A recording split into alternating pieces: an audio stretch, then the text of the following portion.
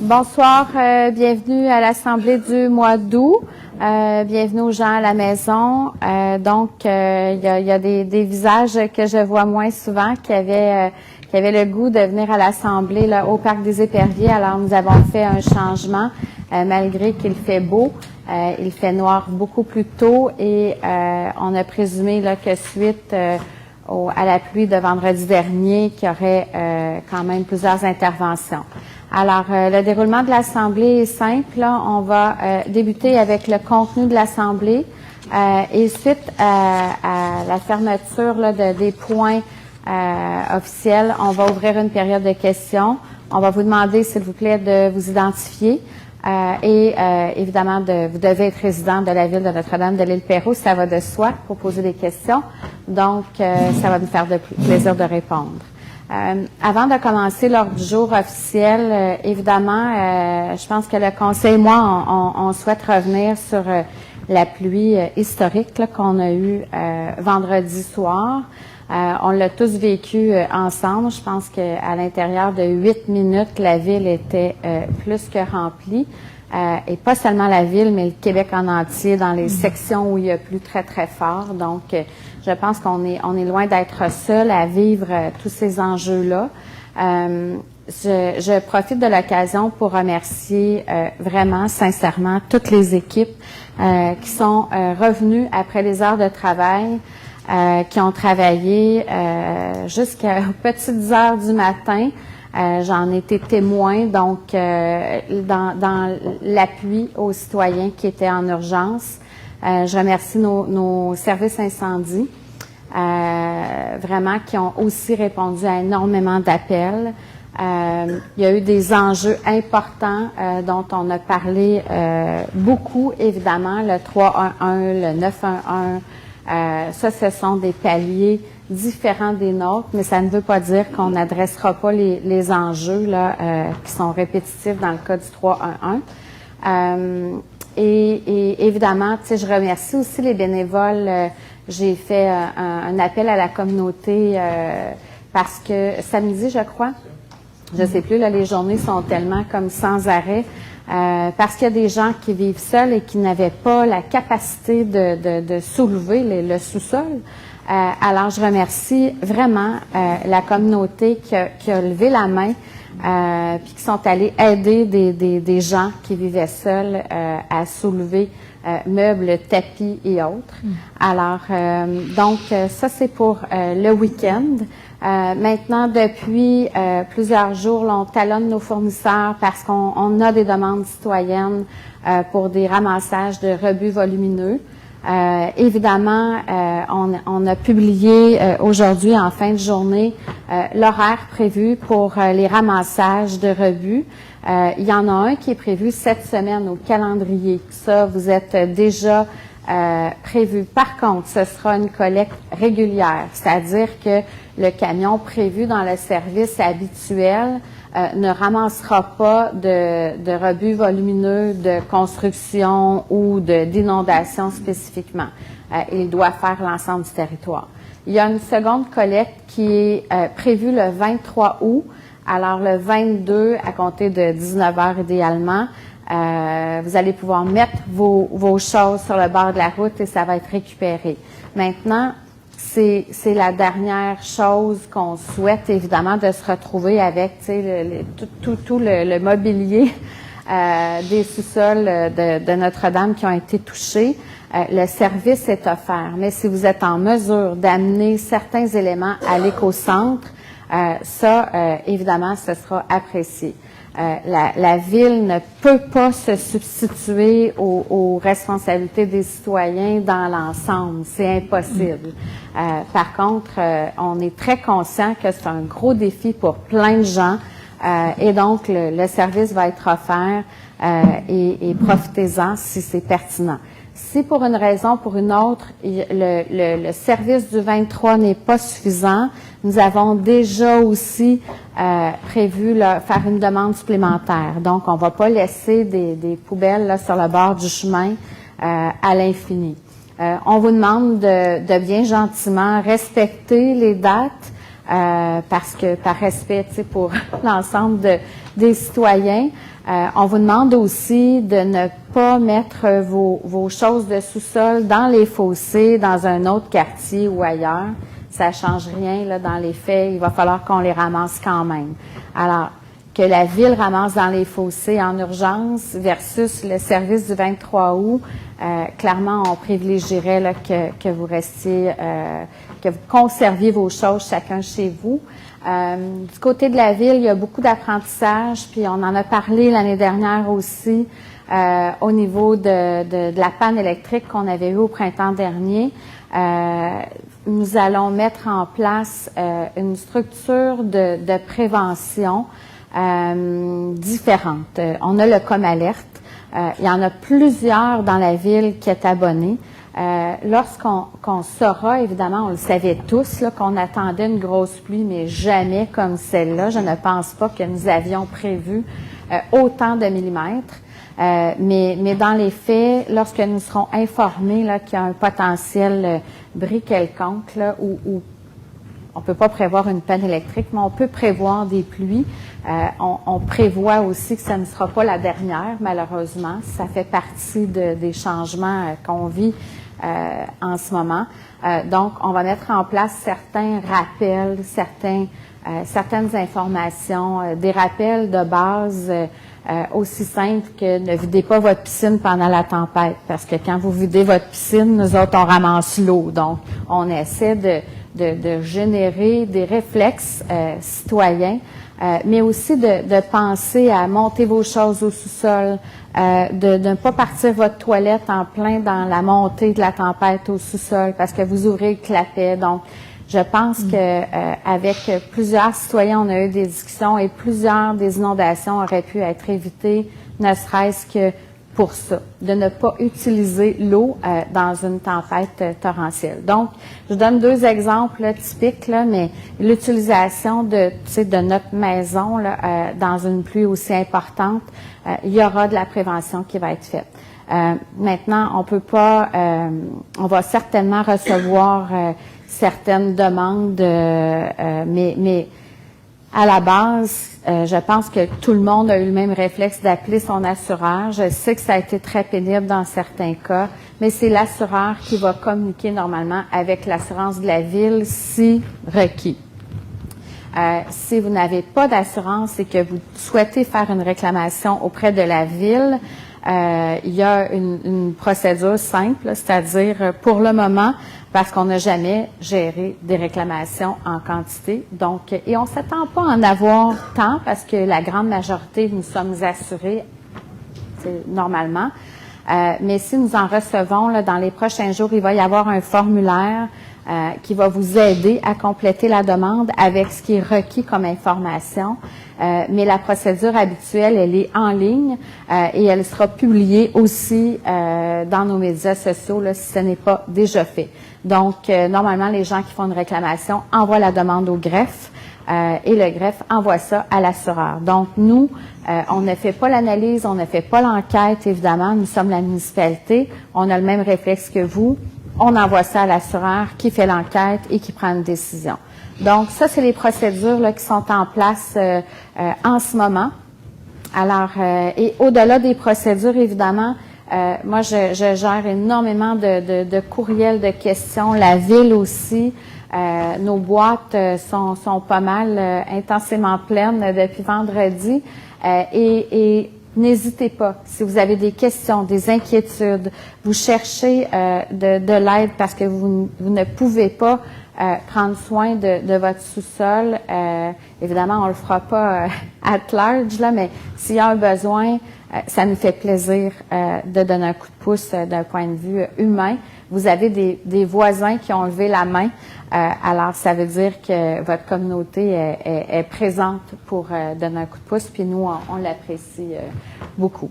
Alors voilà pour cette longue intro inhabituelle, mais je pense que c'est important de faire un topo de situation là, sur vous, sur la Ville et sur les services là, qui vont suivre. Alors, on va y aller avec le début de l'Assemblée. Donc, en ouverture de séance à 19h30 quelques, 42. Merci. Un proposeur. Merci, appuyeur. Merci. Alors, pour l'adoption de l'ordre du jour, j'aimerais un proposeur, s'il vous plaît. Merci, appuyeur. Merci. En 1.2, approbation du procès-verbal de la séance ordinaire du 9 juillet dernier. Un proposeur. Natalia Pereira. Merci, appuyeur. Bruno Roy. Merci.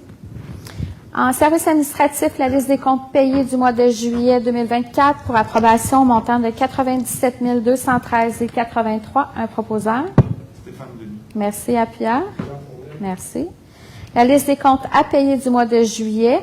Donc, comme toujours, la liste détaillée est à l'entrée. Elle est aussi disponible sur le site web de la Ville. Donc, pour un montant de 1 517 304,45. Un proposeur. Merci, appuyeur. Daniel, merci. En 2.3, ordonnance de vente pour taxes, état des immeubles en défaut de paiement des taxes municipales. Donc, c'est le début de la procédure. Alors, évidemment, il y a plusieurs résidences concernées. Normalement, l'équipe administrative travaille très fort avec les propriétaires pour que les taxes soient payées dûment. S'ils se retrouvent, ils et elles se retrouvent dans cette liste, c'est que les taxes sont un arriéré de 2 ans. Donc, évidemment, rendu à la dernière étape de vente pour taxes qui est en novembre, Catherine? En novembre. Pardon? Le 26 novembre. Donc, on va faire évidemment un travail là, pour permettre aux gens d'assumer les taxes. Donc, ce soir, on ordonne à la greffière de procéder à la vente à l'enchère prévue le 26 novembre à 14h au Carrefour. Donc, la procédure débute pour cette ordonnance de vente pour taxes. Un proposeur?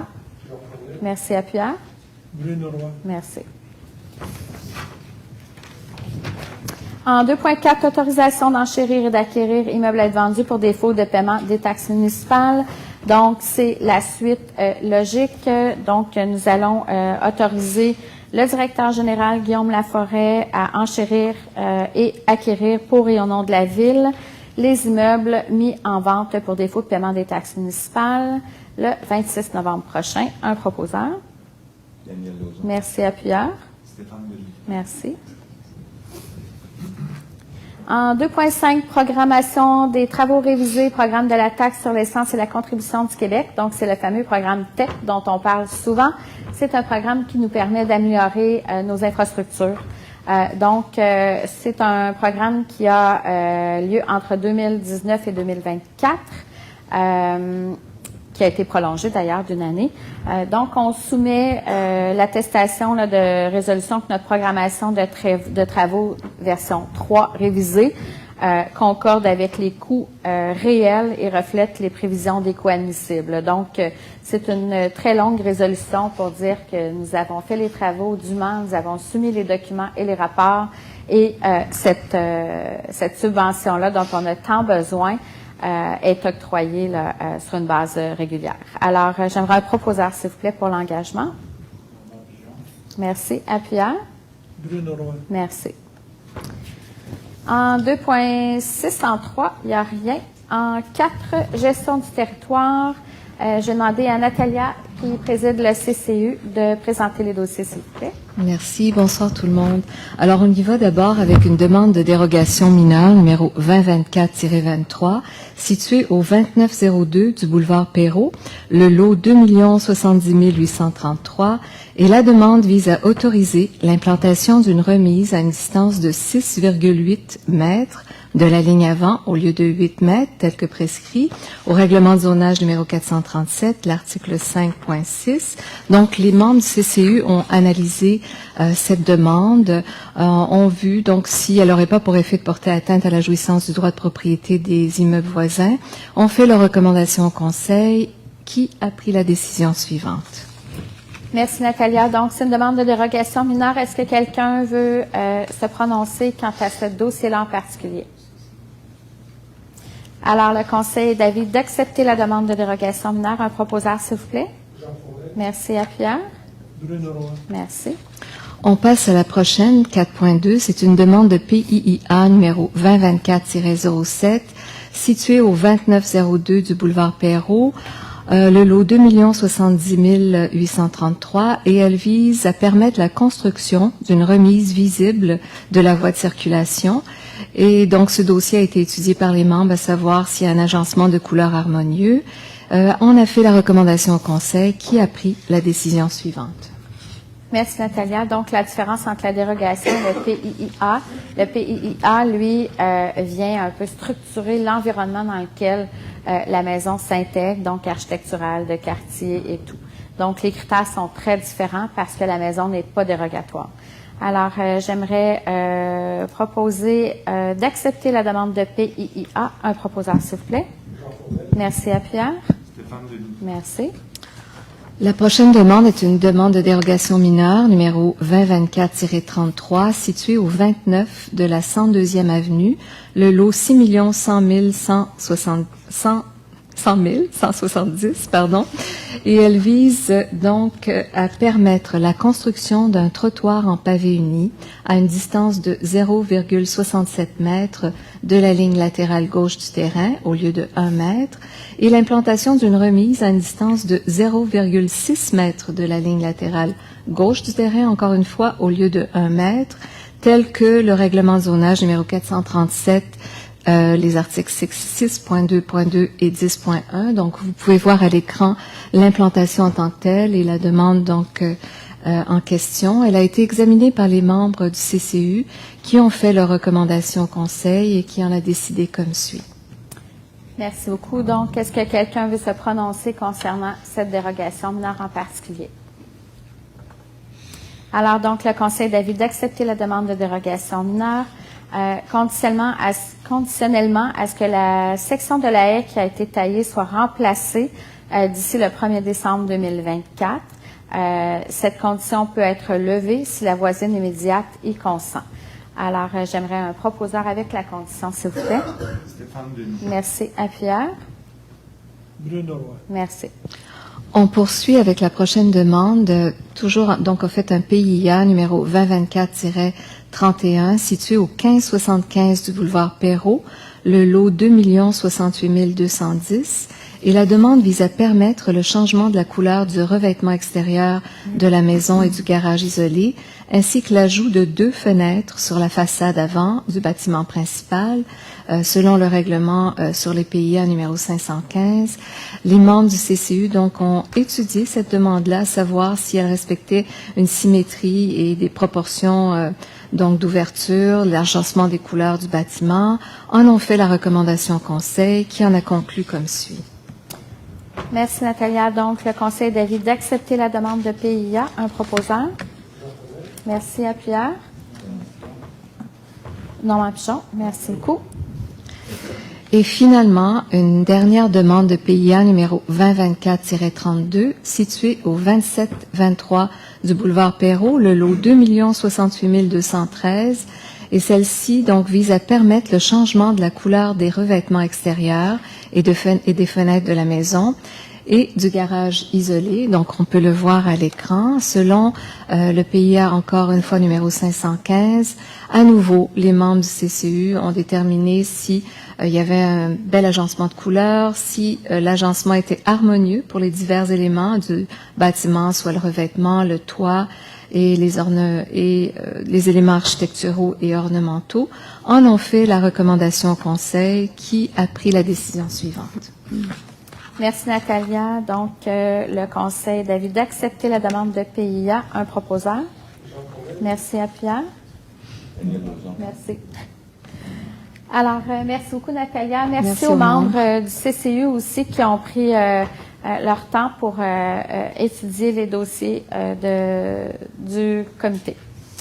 Alors, en 4.6, modification de la résolution, travaux additionnels, aménagement de la piste cyclable sur le boulevard Don Quichotte. Donc, c'est la phase 1 là, que vous voyez, qui est utilisée beaucoup. Alors, c'était un projet, évidemment, grandement subventionné, on l'apprécie, d'une valeur de 1 300 904. C'est un mandat qui avait été octroyé au pavage de Vaudreuil. Alors, il y a un coût supplémentaire de 41 346 et 7. On a fait des ajustements dans les travaux. entre autres dans les quantités de matériaux utilisés. Donc, évidemment, avant qu'on octroie ce montant, les professionnels ont passé à travers, ont validé les demandes supplémentaires et donc le Conseil est à l'aise d'octroyer et ça demeure à l'intérieur du règlement d'emprunt. Donc, on n'est pas dans l'obligation d'aller de retourner. Alors, j'aimerais un proposeur, s'il vous plaît, pour l'ajout de 41 346,7. Bruno Roy. Merci. Appuyeur. Natalia Pereira. Merci.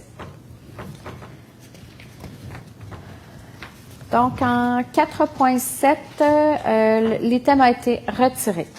En 4.8, présentation d'une demande d'aide financière pour le programme PAVL. Donc, c'est le programme d'aide à la voirie locale.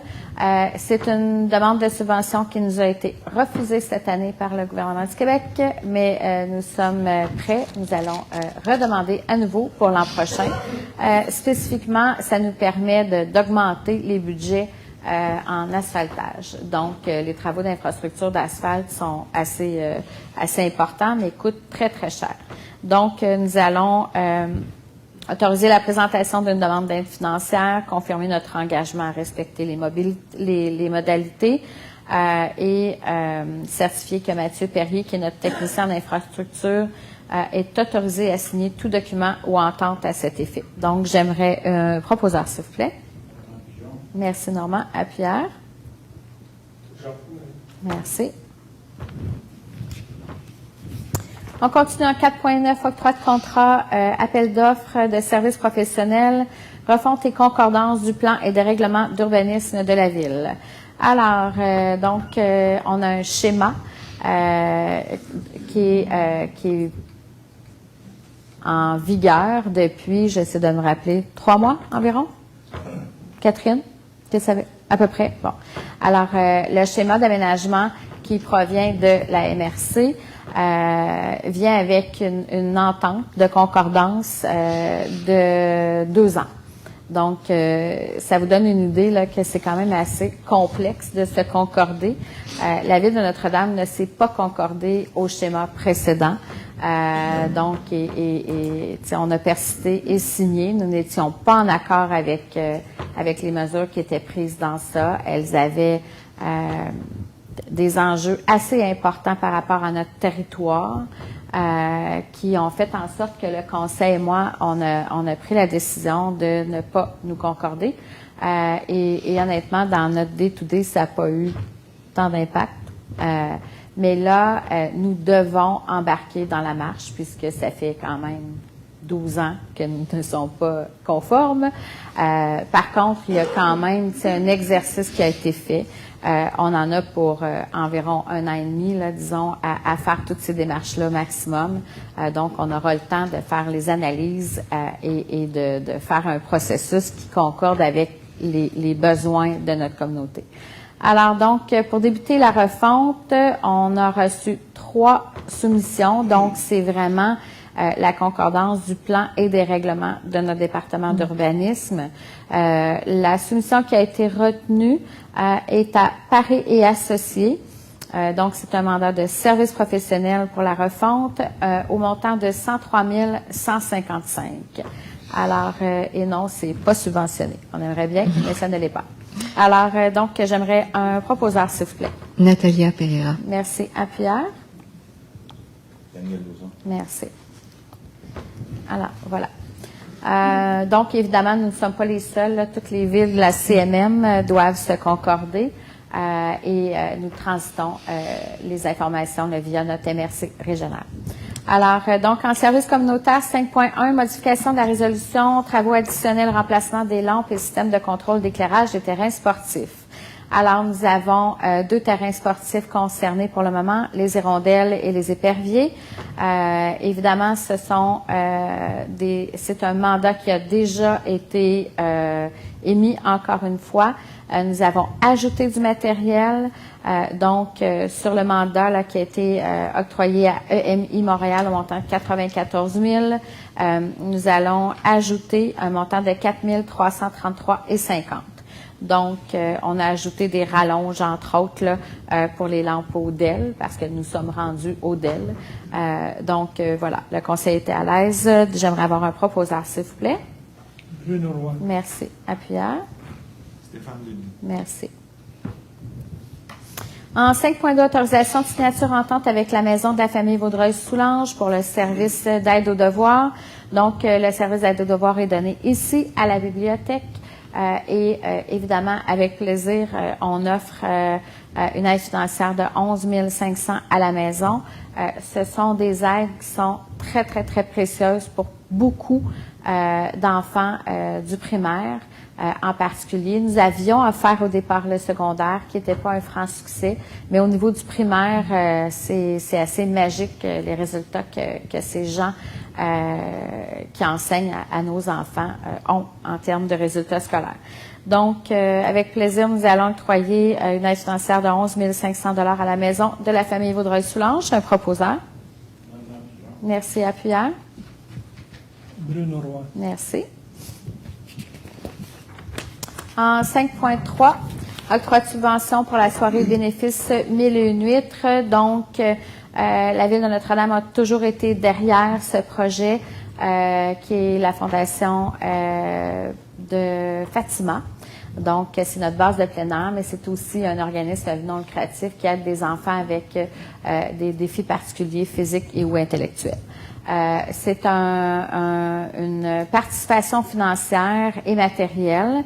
La participation financière vient de notre fonds jeunesse et du bel âge. Donc ça, ces fonds-là ne proviennent pas de la taxation, mais bien d'événements organisés par le conseil au profit de notre fonds jeunesse et du bel âge. Donc, pour la soirée 1001 huîtres qui a lieu le 1er novembre 2024, nous allons autoriser du fonds jeunesse et du bel âge un montant de 9 000 $ à titre de subvention et la Ville participera aussi en ressources humaines et matérielles à la hauteur d'une valeur de 5 000 $. Donc, j'aimerais un proposeur, s'il vous plaît. Merci. Appuyeur. Stéphane Denis. Merci. En 6.1, vraiment une belle nouvelle. Je ne sais pas si vous avez pris connaissance de l'actualité là, il y a quelques mois. Ils ont sorti malheureusement la liste des villes desservies par la CETAM au niveau des ambulances. La ville de Notre-Dame était, je pense, le deuxième le plus mal servi, le plus mal desservi en termes de temps de réponse. Ça, c'est très inquiétant. C'est sûr que notre service incendie et premiers répondants viennent pallier beaucoup le manque d'ambulances. Puis on n'est pas les seuls au Québec. Là, on parle de notre nombril, mais franchement, les ambulances, c'est un défi à la grandeur de la province. Mais chez nous, c'est un grand défi de délai. On a un projet pilote qu'on met en place avec la CETAM. Nous avons un espace disponible dans notre belle caserne et donc, sur plusieurs périodes, nous aurons une ambulance sur le territoire de Notre-Dame qui ne va pas évidemment desservir juste Notre-Dame, mais elle sera à proximité, contrairement à plusieurs situations où on a des heures d'attente parce qu'il n'y a pas d'ambulance sur le territoire à proximité. Donc, on est vraiment très content de leur faire une place dans notre caserne. J'ai offert d'aller leur faire un steak quand ils veulent parce que on est content qu'ils soient sur notre territoire, dans nos installations. Ça veut dire que il y a quelque chose qui se passe là, au niveau du service offert à la population.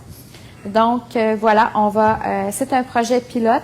On va les recevoir, moi je les recevrai hier. Là, alors, aussitôt que c'est mis en place, ils seront dans la caserne 26 sur plusieurs quarts de travail. Alors, j'aimerais un proposeur, s'il vous plaît. Daniel Lauzon. Merci. Appuyeur. Merci. En 6.2, congrès IAAI Québec.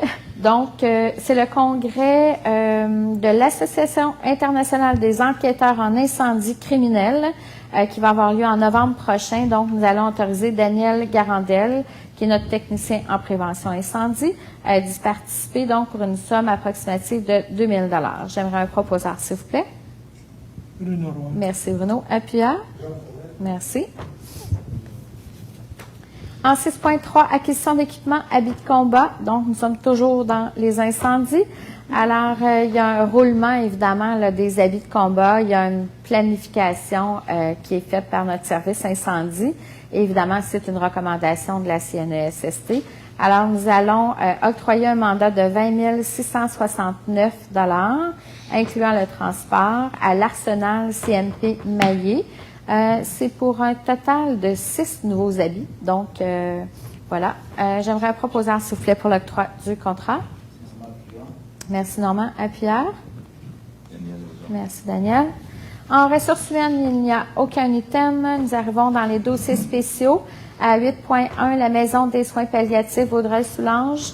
C'est un événement qui a déjà eu lieu et nous n'avions pas passé de résolution, donc vaut mieux le faire trop tard que pas du tout. Alors, nous allons octroyer une subvention montant de 1 000 $ à la Maison de soins palliatifs dans le cadre de son événement Happening. J'aimerais un proposeur, s'il vous plaît. Bruno Roy. Merci. Appuyeur. Natalia Pereira. Merci. En 8.2, nouvelle ordonnance en vertu de l'article 11 du règlement d'application de la loi visant à favoriser la protection des personnes par la mise en place d'un encadrement concernant les chiens pour le 39 rue Pasteur. Bon. C'est probablement la plus longue résolution que j'ai vue depuis qu'on est en poste. Et c'est probablement la plus longue histoire triste à laquelle on assiste à la ville de Notre-Dame depuis qu'on est en poste. On en a parlé à plusieurs reprises, là. On a émis une ordonnance il y a quelque temps concernant un chien, des chiens au départ. Il y en a juste un maintenant qui est concerné. Un chien qui a été violent à l'égard d'un autre animal. Des chiens qui se sont sauvés de la maison en pleine période de fin des classes scolaires, qui a créé un émoi total dans le quartier. Et un chien qui, à nouveau, a mordu un autre animal en présence d'un enfant d'âge mineur. Alors, premièrement, c'est pas facile là, pour une ville là, de gérer la vie ou la mort d'un chien et d'émettre des ordonnances, puis de gérer le processus avec un vétérinaire. Honnêtement, c'est zéro dans nos compétences. Là. On nous a tous envoyé ça bien gentiment de la province vers les villes. Notre-Dame et plusieurs autres villes ont plus d'enjeux de morsures. Suite à la pandémie, tu sais, je pense que tout le monde s'est acheté un gentil animal, mais qu'il faut élever comme nos enfants. Et donc, le nombre d'enjeux est beaucoup plus élevé. Dans ce cas-ci, on a déjà émis une ordonnance pour que le chien suive une série, le propriétaire, en fait, de ce chien, suive une série de choses à faire pour les 2 chiens au départ. Entre autres, le fait qu'il y ait une affiche, entre autres le fait que le chien n'ait pas le droit de se promener sans muselière, entre autres le fait que le chien doit être micro-pucé. Alors, le propriétaire avait répondu à toutes ces exigences-là. Il y a eu un incident assez important, donc à l'égard de cet autre animal-là, et le propriétaire n'a pas respecté l'ordonnance en tant que telle, puisqu'il est sorti sans la muselière. Bon. Maintenant, le chien n'habite plus le territoire de Notre-Dame, il n'habite plus la province. Et là, à partir du moment où le chien a changé de province, nous n'avons plus de droit sur cet animal-là. Par contre, le Conseil ce soir souhaite maintenir l'ordonnance, ne serait-ce que ça demeure un chien, là. Alors, par respect pour la sécurité du quartier, le Conseil souhaite maintenir l'ordonnance. Le chien ne peut clairement pas revenir dans sa résidence de départ et le chien ne peut clairement pas revenir au Québec. Parce que s'il revenait sur le territoire québécois, l'ordonnance de la Ville de Notre-Dame s'appliquera. Et c'est plate, là, c'est un animal, puis je suis consciente qu'on aime nos animaux autant que nos enfants, mais là, il y a un enjeu de sécurité. Et donc, le Conseil est d'avis de maintenir l'ordonnance, donc il ne pourra pas revenir. Et ça s'applique partout au Québec. Donc, et en cas de retour, nous allons recommander l'euthanasie. Donc, c'est sérieux, là. On est à la dernière étape. On a été bons pères de famille. On a été, tu sais, je pense, ouverts à toutes les discussions. Mais là, franchement, c'est pas le premier incident. Il y en a eu d'autres. Et là, on est dans l'obligation de protéger la communauté. Alors, voilà pour le dossier 1, parce qu'il y en a 2 que je dois partager avec vous. Alors, j'aimerais un proposeur pour le dossier de ce chien en particulier. Bruno Roy. Merci, Bruno. Appuyeur. Stéphane Denis. Merci. Et donc, le deuxième dossier de chien, qui n'est pas le même chien, qui n'est pas la même adresse, qui n'a pas le même enjeu. C'est un chien aussi qui a mordu un humain. Donc, évidemment, c'est le même principe qui s'applique, là, qu'on morde un autre animal ou un humain. C'est le même principe. Alors, donc, c'est pas le premier incident, c'est le deuxième, Catherine, officiellement. Donc, on arrive encore une fois à émettre cette fameuse ordonnance avec une série de mesures que le propriétaire du chien va devoir mettre en place. Et ce sera évidemment encadré par la Ville. Le processus est simple. À partir du moment où il y a une morsure reconnue, là, évidemment, là, on doit recevoir la plainte, il doit y avoir une plainte. Il y a un médecin vétérinaire qui fait l'analyse et qui fait ses recommandations. C'est pas nous qui émettons une ordonnance sur un checklist de chiens prudents. C'est vraiment le vétérinaire qui nous donne ses recommandations via le greffe et nous les mettons en application. Donc, ce chien, Max, doit être maintenu dans un environnement fermé, sécuritaire, dans la maison, sur un terrain privé qui doit avoir une clôture avec une dimension prévue, avec un maillage serré. Il n'y a pas où finalement, là, tu sais, personne ne peut rentrer son pied, sa main. Il doit être attaché sur le terrain privé au moyen d'une laisse solide et les preuves là, des différentes démarches à prendre. Là, les arcanins sont interdits. Il ne peut jamais être laissé seul sans surveillance, surtout avec d'autres animaux et des jeunes enfants, autres que ceux qui résident à l'adresse. Et le chien doit aussi avoir un statut vaccinal à jour contre la rage et une preuve de ce statut-là. Donc, à nouveau, c'est une ordonnance que la Ville doit émettre. Et évidemment, tu sais, on espère que ces règles sont suivies à la lettre parce que nous ne souhaitons pas, clairement, qu'il y ait un autre enjeu important, sinon plus important encore. Alors, donc, en conséquence, là, on passe cette résolution. J'aimerais avoir un proposeur, s'il vous plaît. Merci. Pierre? Bruno Roy. Merci. Alors, donc, il reste une seule affaire nouvelle et c'est un règlement concernant la Ville de l'Île-Perrot qui vise à réadopter le règlement 735 pour l'annexion d'une partie du territoire de la municipalité de Notre-Dame-de-l'Île-Perrot constituée des lots. Je vous fais fi des lots, là, 2 068 000, machin chouette. Donc, dans le fond, il y a, vous connaissez le terrain là, de la Notaire, qui est situé là, en angle avec le métro à Notre-Dame. Ce terrain-là est très incongru. Là. Il y a le bâtiment qui est à Notre-Dame de l'Île-Perrot, puis il y a une partie du stationnement qui est à la Ville de l'Île-Perrot. Fait que bienvenue dans notre univers. Et ça complexifie la vie de cette entreprise qui veut faire un agrandissement et dont l'agrandissement se retrouverait partiellement dans le stationnement de la Ville de l'Île-Perrot. Alors, on a deux choix. Hein. C'est soit qu'on rapatrie le tout ou qu'il rapatrie le tout. Et la 23e, c'est ça? C'est bien la 23e? Oui. La 23e étant la Ville de l'Île-Perrot, à l'exception de ce commerce et de ce petit bout de stationnement. Et c'est la Ville de l'Île-Perrot. Alors, on ne s'objecte pas au principe. On pense que, ultimement, ça fait du sens. Ceci dit, il y a toujours une compensation là, qui doit se faire entre les villes pour perte de revenus de taxation. C'est simple de même. Et la proposition de la Ville de l'Île-Perrot ne convient pas à la Ville de Notre-Dame. Donc, nous allons faire une contre-offre. C'est insuffisant. Donc, je vous explique quand même le dossier parce que ça va avoir lieu, là. Ultimement, on ne s'objectera pas à ce qu'un propriétaire de Notre-Dame devienne soudainement malheureux parce qu'on est prêt de s'entendre. Fait qu'on va finir par s'entendre. C'est juste une question de temps et, honnêtement, de gros bon sens.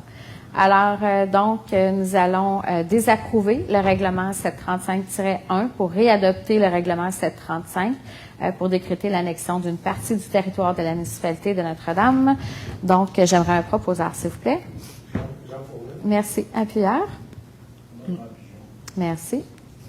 Alors, voilà pour l'ordre du jour régulier. Nous allons passer en 10 les dépôts des documents et rapports. Guillaume. Oui, alors nous déposons le procès-verbal du CCU du 23 juillet 2024 et le rapport de la gestion du territoire du mois de juillet 2024 aussi, évidemment. Merci beaucoup. Madame la jeunesse voudrait savoir c'est quoi la valeur. Alors, c'est une blague avec Madame la jeunesse qui est ici presque à tous les mois. Alors, nous allons procéder à la période de questions. Donc, évidemment, on vous invite à venir ici pour que les gens vous entendent dans la salle et en ligne. On vous demande de vous identifier et, idéalement, de poser un maximum de questions. Bonjour. Bonjour. Marie-Claude Gendreau. J'habite au 1 Jean-Paul Parizeau. Parfait. J'ai été encore inondée. J'ai été inondée en avril 2023 aussi. J'ai été inondée il y a 20 ans, le premier été que j'ai acheté ma maison. Il y a 20 ans, j'avais adressé la situation à la ville parce que mon voisin d'à côté avait prolongé son terrain avec des blocs de béton. Dans le temps, c'était une autre mœurs à la ville, autre enveloppe brune, peu importe, c'est même pas sur les plans de la ville. Bon. C'est pas sur les plans de la ville qu'il y a des blocs de béton à côté. Il y a 5 ans, j'ai réadressé la situation à la ville. La ville est venue faire des vérifications. Finalement, parce que les plombiers n'ont jamais vu à quel point l'eau rentre par ma sump pump, là, autant au dégel que lors de grandes pluies. 3 ans, la ville, parce que j'ai un ravin derrière chez moi, qui reçoit l'eau de promenade Saint-Louis, tant lors du dégel, lors de pluie, c'est comme si je suis l'écoulement naturel, c'est dans ma cour. Donc, Dans le ravin, normalement. Dans le ravin, exact. Okay. Finalement, au bout d'acharnement de ma part, la ville est venue essayer de refaire l'écoulement naturel du ravin qui a été bloqué par mon voisin, par ces blocs de béton. Ils ont quand même fait des travaux pour essayer de refaire le ravin naturel. Ils ont fait des travaux, ils ont fait le nettoyage, ils ont replanté certains arbres et tout. Mais l'ingénieur de la ville qui est plus ici, là, il est rendu à Hydro-Québec, je me souviens pas son nom, m'avait dit qu'il ne savait même pas... L'ingénieur de la ville? Pas l'ingénieur, là... Un technicien, c'était pas un ingénieur. OK, parce que notre ingénieur, elle est là depuis plusieurs années. Je me disais, OK. Donc, il m'avait dit qu'il ne savait pas si c'était pour faire en sorte que mon problème était pour amoindrir l'eau qui passe dans mon sous-sol constamment. Donc, en avril 2023, je suis inondée parce que les pompes n'ont pas suffi. De mon côté, même si mes pompes étaient neuves de v'là 2 ans, j'ai refait venir un plombier, j'ai changé mes pompes, je me suis racheté une batterie, j'ai une génératrice, j'ai refait faire la pente naturelle, mes gouttières fonctionnent à merveille. J'ai tout fait ce que je pouvais faire. Moi, j'avais proposé à la ville qu'il faudrait peut-être faire en sorte que l'eau ait un autre endroit que le seul ravin qu'il y a dans ma cour, pour faire en sorte que l'eau ait des endroits pour s'évacuer un petit peu comme les ravins commencent à pousser dans les nouvelles constructions. Vous avez fait sur le boulevard Perrault, il y a des nouveaux ravins. Depuis Bref, 2023, là, vous n'aviez pas été réinondé suite aux travaux, c'est ça? C'est ça. OK. Mais mes pompes fonctionnaient quand même à plein régime, mais non, j'avais pas été réinondée. OK. Le problème a quand même grandi depuis toutes les nouvelles constructions. Là, c'est pire que pire que pire. Là, je vous dirais d'avoir réarraché moi-même, parce que là, maintenant, tu peux plus demander à tes assurances parce que, et d'un, tu seras plus assurable. Fait que cette fois-ci, je réclame pas mes assurances parce que je veux pas, en dedans d'un an et demi, ça n'a pas de bon sens. Puis quand je vais vouloir vendre ma maison, ben, Elle sera pas bref, là, cette fois-ci, je vais être intelligente, je vais mettre un plancher en époxy, puis j'achète plus rien, puis j'attends que la prochaine fois, ben, j'aurai rien à arracher parce que clairement, ça va réarriver tant et aussi longtemps que l'eau ne se trouve pas un autre endroit pour que sécuriser. mon terrain. Est-ce que je comprends très, très bien là, l'enjeu, l'historique? Est-ce que vous avez une question? Oui, ma question. À quand? Ou est-ce qu'on peut faire nous-mêmes, parce qu'il y a plusieurs voisins là, qu'on est en train de se questionner, à faire nos propres ravins? Ou à quand les bassins d'eau? Ou à quand vous allez faire en sorte que l'eau puisse des endroits Une nouvelle autres route, que nos là? maisons? Ouais. Pas nécessairement une route, mais les ravins, peut-être qu'ils devraient être recreusés parce que là, plus ça va, plus ça se remplit. Peut-être que là, 20 ans, les ravins sur promenade, parce qu'il y a certaines maisons qui ont des ravins sur promenade Saint-Louis. Il faut que l'eau se trouve un endroit. Clairement, l'écoulement naturel qui a été fait derrière ma cour, ça fonctionne pas parce que le ravin débordait lors de, je sais que c'est des pluies exceptionnelles et tout, là, mais quand même, les égouts étaient pleins, le pluvial était plein, il y a trop de maisons, les réseaux fournissent plus, on continue à construire, mais on n'augmente pas la capacité. Ben là, je vous arrête, là. Mais je veux pense juste qu'il faut- savoir. Il faut tracer une ligne, là. OK. tu sais. Ben- J'entends très bien. Je pense que, tu sais, vous et vos voisins êtes potentiellement lésés par un voisin qui n'a pas géré son écoulement des eaux, donc c'est notre responsabilité. Chacun d'entre nous, on est responsable de l'écoulement de nos eaux. Bon. Je pense que la Ville de Bonnefoy est allée voir, a fait des travaux et a testé. Ce que je vous propose, c'est qu'on va le regarder à nouveau, mais je veux pas être froide, là, mais la pluie de vendredi, là, elle a probablement rien à voir dans le sens où vous et tout le monde à Notre-Dame a été touché directement ou indirectement. C'était une pluie qu'on ne contrôlait pas. Ça ne veut pas dire que vous auriez pas dû être inondé quand même. Ça, je l'entends très bien. Mais c'est pas, je pense notre réaction à nous, là, ça ne sera pas de traiter ça pour une pluie historique ou une pluie de 150 ans. Ça va être de traiter votre dossier au mérite en disant, est-ce que ce qui a été fait par la Ville convient aux besoins en regard de votre situation, puis en regard de l'évolution du quartier aussi. Ça, je pense que de bonne foi, on se doit de faire l'exercice, puis on avisera aux besoins. Puis on va être en communication avec vous. Je vais vous demander peut-être de venir voir le DG, mais tu sais, on ne peut pas réagir, tu sais, sur votre dossier et d'autres en disant les égouts étaient pleins, tout était plein partout, sur toute l'île et ailleurs, et à Vaudreuil, à Montréal. Et donc, j'aimerais ça qu'on regarde votre dossier vraiment, tu sais, froidement là, sur la situation, puis on va le regarder avec plaisir. Mais c'était pas juste cette fois-ci. Là. Moi, la fonte des neiges, l'eau qui arrive de mon drain français, c'est un débit d'eau Ouais. que le plombier n'a jamais vu de toute sa vie. Mais vous et d'autres aussi. Oui. tu sais. Ben oui, mais Alors, c'est juste ça. Tu sais, je veux juste remettre les choses en perspective. Tu sais, vous et d'autres. Des maisons à Notre-Dame où la somme-pomme fonctionne des heures et des heures et des heures par jour, il y en a. C'est évident. Vous en faites sûrement partie. Mais je pense que si nous, on a fait des travaux qui ont eu un certain résultat, disons jusqu'en 2023, ça a fonctionné, bien voyons si on peut pousser le projet un peu plus loin pour sécuriser vous, mais aussi vos voisins. Fait que c'est ce que je vous propose. Puis on va voir où ça nous mène, mais on va être en contact avec vous. Alors, nous autres, faut voir, là. Moi, j'ai pas vu votre terrain. Pas que je suis ingénieur, mais j'en ai vu des terrains à Notre-Dame. Mais je suis intéressée à ce qu'on s'assoie puis qu'on regarde ça comme il faut puis qu'on essaie de trouver une solution à long terme. Mais malgré une solution à long terme, si on avait demain matin une autre pluie 150 ans ou 100 ans, ben vous et d'autres, tu sais, on en subirait les conséquences. Ça, c'est pour ça que je vous dis, tu sais, moi, je vais regarder le dossier dans son mérite, pas par rapport à une pluie comme on a eu vendredi, parce que là, il faudrait qu'on refasse tout le réseau, puis ben, c'est tout le Québec devrait faire son réseau complet, finalement. C'est bon, on fait ça comme ça, mais je vais prendre vos coordonnées, par OK. contre. Puis ma dernière question, en ce qui concerne le ramassage des débris, moi, je ne l'ai pas mis sur le bord de la rue parce que je sais que les gros déchets.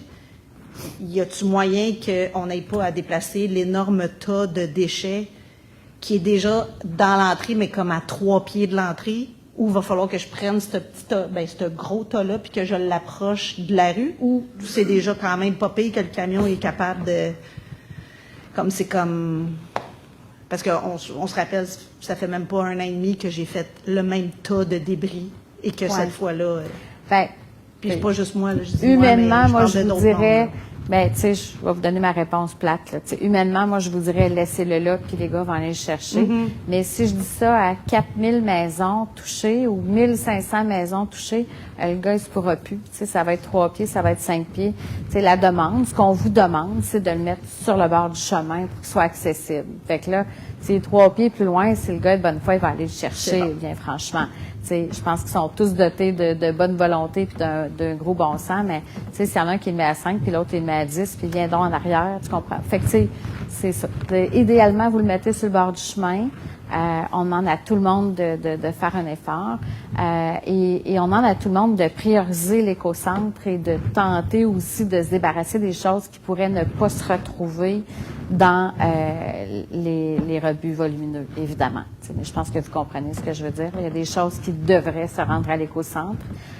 Je sais que c'est pas facile puis c'est pas évident. On est tous dans le même défi. Merci.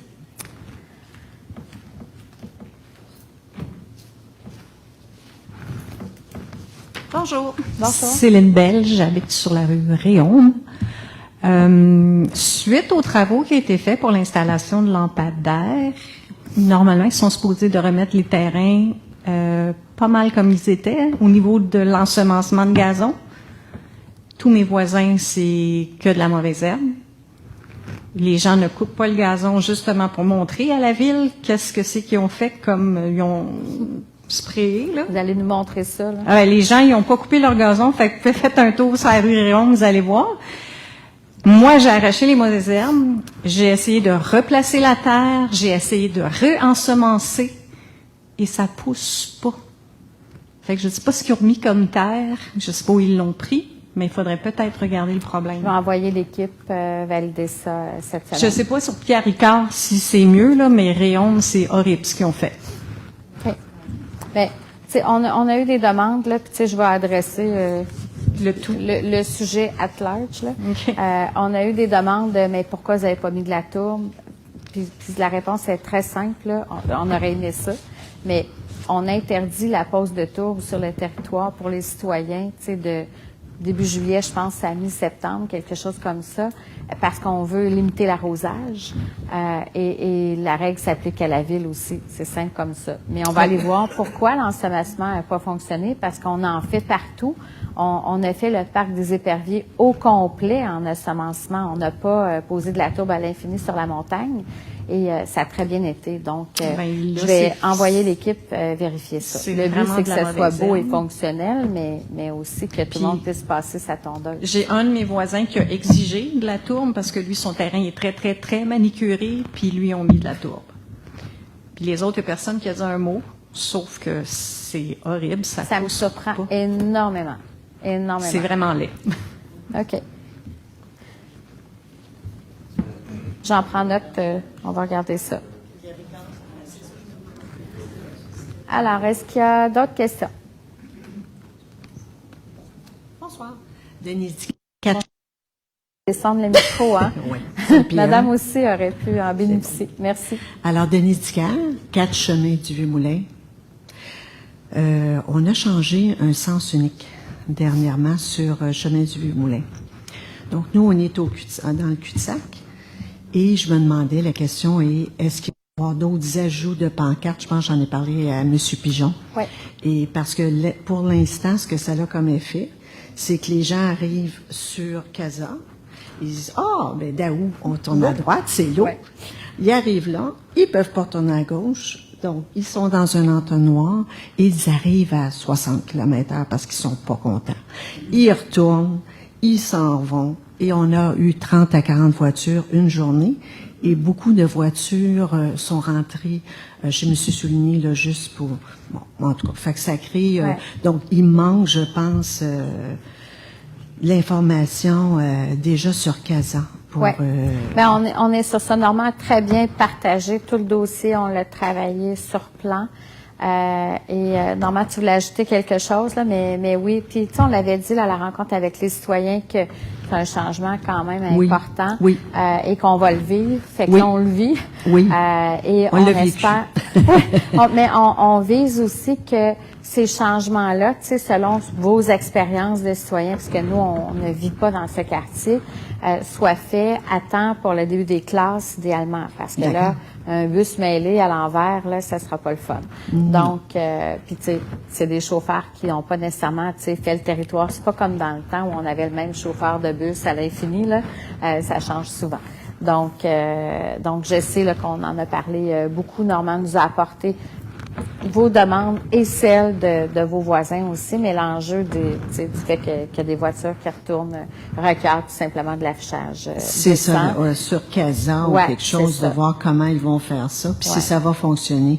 Parce que je sais que moi, j'étais en vacances, le sens unique a été changé, puis je suis pas sûre, en tout cas, moi, je trouve que c'était mieux avant. Je sais qu'il y a eu d'autres, alors c'est un peu des avis contraires, mais je me demande si on met cette pancarte-là, si ça va fonctionner après ça. On Ben, il y verra. aura de l'affichage aussi par numéro de porte. Oui. Donc, à certains endroits, on le fait sur le territoire de Notre-Dame, puis ça démêle les gens aussi, spécialement les Amazones de ce monde. Là. Oui. Donc, tu sais, s'ils lisent l'affichage, là, ils vont partir du bon bord, puis ils vont pas se retrouver dans un... Parfait. Donc ça va se faire bientôt, dans Oui, le fond, Madame la ça devrait mairesse. se faire. Parfait. Ça va être... Parfait, on va patienter. Merci beaucoup. Plaisir. Est-ce qu'il y a d'autres questions? Oui, bonjour, mon nom c'est Pierre Duhaime. Justement, pour quelle raison il a été changé en sens unique, ce chemin-là? Parce que moi, je me suis ramassé là, justement, sur le sens unique. Est-ce que vous vivez dans le quartier? Non, moi, j'ai eu OK. affaire à Non, mais là. ça me donne quand même une perspective sur comment je Je dois vous sais. expliquer le dossier. C'est ça. En fait, c'est une rue qui est très, très, très ancienne, qui est pas très large et qui est affectée partiellement par l'érosion et qui a un impact chez les propriétaires aussi, parce que les bus, les véhicules dépassent sur les terrains et tout. Il y a un plan, il y a un projet d'enrochement sur lequel on travaille. D'ailleurs, on est en attente des confirmations d'aide financière. Et lorsque ça se sera fait, le projet va être en réflexion globale.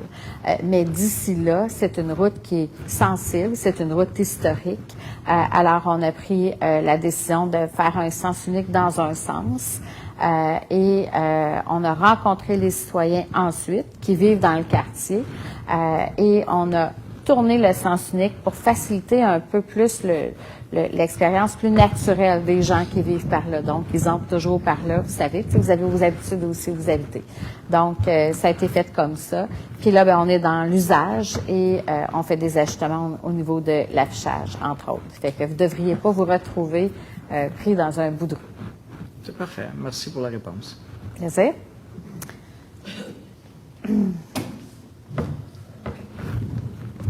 Bonsoir. Bonsoir. Mon nom c'est Elie Hakel. Je vous demandais concernant les branches sur le territoire, est-ce que vous allez faire quoi avec ça? Les branches, Oui, les branches, parce qu'il y en a partout devant les résidences. ben, pour le moment, il n'y a pas de collecte prévue. On va regarder l'ampleur de la tâche, là, puis on va voir. Mais pour le moment, il n'y a pas de collectes supplémentaires qui sont prévues. Il y a des collectes de volume Oui, mais c'est pas une belle image pour la ville tout l'été, depuis le mois de juin jusqu'au mois d'octobre, tout ça là. Ben, Monsieur Hakel, il y a aussi une responsabilité citoyenne. Là, tu sais, je pense que s'il y a un besoin, que le citoyen n'est pas capable de s'en départir, il peut appeler la ville, puis on va voir comment on peut l'aider. Mais à la base, tu sais, la tempête n'est pas la responsabilité de la ville uniquement, là. Alors, c'est sûr que s'il y a des demandes citoyennes qui sont faites, on va les adresser, mais on ne prévoit pas pour le moment de collecte. C'est une tempête d'inondation, mais c'est pas du tout le même niveau que l'année dernière où on a eu des branches à ramasser pendant 8 semaines. Là. Donc, on va le voir avec les citoyens concernés. Mais il y en a beaucoup quand même, là. Deuxième question, concernant le Pécyclable, pourquoi, quelle raison la barrière qu'ils l'ont posée est ouverte? La deuxième barrière, elle est ouverte parce qu'on est en train de valider un peu l'expérience des cyclistes. Actuellement, les barrières, quand elles sont fermées, elles sont assez serrées. Le principe de ces barrières-là, c'est que ça génère un arrêt. C'est ça qui est souhaité. Mais là, ce que ça a comme conséquence, c'est qu'il y a certains cyclistes qui sortent de la piste pour éviter d'arrêter. Et finalement, on génère quand même un enjeu de sécurité parce qu'ils n'arrêtent pas. On les appelle, entre autres, gentiment, les spandex, là, qui sont très, très, très pressés sur Don Quichotte. Alors, on les aime beaucoup, mais ils sont rapides puis ils privilégient ne pas arrêter ou là où ils devraient. Ces barrières-là sont pas conçues pour un ralentissement, sont conçues pour un arrêt complet. Alors, d'ici à ce qu'on ait fait de l'observation, ce qui est en cours, il y aura une barrière là, sur 2 qui va être ouverte pour au moins assurer la sécurité puis la fluidité et éviter que les vélos s'en aillent sur Don Quichotte puis qu'ils entrent en conflit avec les voitures. L'idée, c'est qu'ils restent sur viennent sur Don Quichotte. C'est pour ça qu'on a fait tous ces travaux. Mais on est en train de faire l'analyse, là, comment on peut faciliter ça de façon sécuritaire, sans, je dirais, emmerder tout le monde. Okay. Juste une remarque, est-ce que les chiens sont permis dans les parcs ou c'est interdit? Monsieur Haquel, vous connaissez très bien la réponse, on en a parlé. Alors, non, ben, parce qu'il y a un pancarte, c'est marqué interdit, puis l'autre pancarte, c'est marqué. Les chiens sont permis dans des voies prévues pour les chiens. Vous le savez très bien, on en a parlé. Les chiens sont interdits dans les parcs en général, dans les espaces familiaux, mais il y a des routes prévues où les propriétaires peuvent marcher avec leurs chiens. La personne qui respecte ça. Merci. Est-ce qu'il y a d'autres questions dans la salle? Est-ce que nous avons des questions en ligne? Je présume, Guillaume dit oui. Oui. Delpat, est-ce qu'on connaît l'étendue des sinistrés par les récentes pluies à NDIP? Quel secteur principalement? Le nombre de maisons inondées est pas connu de la ville. On ne fera pas ce recensement-là. On sait très bien qu'il y a des quartiers là, qui ont été particulièrement touchés, entre autres le long du boulevard Perrault, dans le Petit-Lachine, dans le Millénium en particulier. En fait, dans tous les quartiers, il y a des bulles qui ont été touchées pour des raisons différentes, évidemment. Donc, voilà, c'est à peu près l'information que je peux vous donner. Marlène Lalonde, qui a une question concernant les lampadaires. Les lampadaires de la rue Réaume vont s'allumer à quel moment? C'est une bonne question. C'est ça, ouais, ben c'est ça, on n'a pas l'information. Hein. En fait, nous, on est prêts, là, on est prêts, mais nous sommes en attente d'Hydro-Québec. Donc, nous n'avons pas de retour d'Hydro-Québec. Et c'est pas d'avoir, tu sais, à défaut d'avoir fait la demande il y a vraiment longtemps quand même. Ça fait quoi? Ça fait 3 ans qu'on sait qu'on travaille sur ce projet-là. Et donc, quand Hydro-Québec nous branchera, ça fonctionnera. L'autre question de Daniel Schmitt. Bonjour, prévoyez-vous geler le compte de taxes l'an prochain pour aider les citoyens suite à cette épreuve? On va commencer par faire la période budgétaire, voir l'ampleur de... tu sais, vous avez un impact, l'ensemble de la communauté aussi. On assume des dépenses pour soutenir la communauté, mais je connais pas encore l'avenir. Alors, c'est pas... J'en doute, honnêtement. Je doute que nous allons geler les taxes pour cet événement-là en particulier, parce que financièrement, les dépenses augmentent dans les dernières années de 20 à 30 %, puis nous, on augmente de 3 à 5 à 7. Donc, je serais très surprise qu'on reste à zéro. mais je peux pas vous répondre officiellement. J'ai pas les chiffres en main encore. Mais ceci dit, tu sais, j'espère que vous êtes assurés et que vous allez faire vos démarches pour sauver, en tout cas partiellement, ce que vous aviez avant. C'est la réponse plate, mais j'aime mieux être transparente. Tu sais, je pense pas qu'on va garder la taxation au même taux parce qu'il y a eu cet incident-là en particulier. Ce serait pas raisonnable. Chantal Aragonnet-Turgeon, pourquoi est-ce que plusieurs villes aux alentours sont sur la liste pour avoir de l'aide, mais NDIP ne l'est pas? Là, pour donner un peu de contexte, dans le fond, on parle d'une liste, il y a un lien vers une liste de la sécurité publique qui fait l'énumération de certaines villes qui pourraient bénéficier de l'aide. Honnêtement, je ne connais pas cette liste de villes qui pourraient bénéficier d'aide. J'aimerais y être, comme tout le monde. Un instant, ça, je dois répondre à la personne. Si vous avez de l'information, tant mieux. Il y a des subventions du ministère de la Sécurité publique qui sont disponibles pour la population. Il y a une série de critères. Entre autres, vous devez ne pas être assurable. Donc, l'aide n'est pas envers les villes directement, elle est plutôt dirigée vers les citoyens qui ont été sinistrés. Sur l'information qui a été placée sur le site web, qui est supposée être à l'entrée aussi, qui sera positionnée sur nos différentes pages, c'est simple, hein, c'est québec.ca-sinistre. Et vous avez accès à ce programme d'aide financière pour des sinistres, spécifiquement celui de vendredi. Mais je doute que nous entrions dans les critères parce que l'ayant lu, j'avoue rapidement, parce que ça a été une journée de préparation de l'Assemblée, ce que j'en retiens, c'est qu'il faut ne plus être assurable et il faut que ça provienne des cours d'eau. Alors, dans le cas de Notre-Dame, ça venait pas des cours d'eau, ça venait des puits, de nos manaules, ça venait du sol. Donc, je ne pense pas que Notre-Dame de l'Île-Perrot, à quelques exceptions près, soyons admissibles à cette aide financière-là. Parfait. Ici, ça va être une traduction libre de ma part, là, mais considérant les changements climatiques et les chances que des pluies comme celles qui se sont produites vendredi arrivent à nouveau, est-ce que Notre-Dame de l'Île-Perrot a une stratégie à long terme pour des événements similaires, par exemple l'agrandissement des fossés ou l'agrandissement de certaines conduites? Oui, la Ville de Notre-Dame a depuis quelques années quand même mis en place un projet de résilience climatique, si vous voulez l'entendre. Certains ne le veulent pas.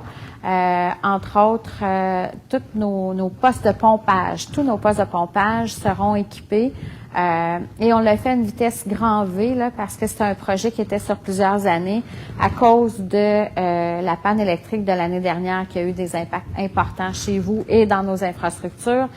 On a accéléré le processus. Donc, nous avons fait l'achat de plusieurs génératrices permanentes. Parce que quand on est en urgence, comme vendredi dernier, comme le printemps dernier, c'est inefficace, c'est antiproductif que de se promener avec des génératrices puis se brancher selon les besoins. Donc, les infrastructures principales de la ville seront aménagées là, dans cette année. Il y en a une bonne partie qui va être faite l'an prochain aussi. En ce qui a trait au fossé, comme un air de la guerre qui est une drôle de discussion. On aurait pu, on en fait des projets de rétablissement de fossés, entre autres.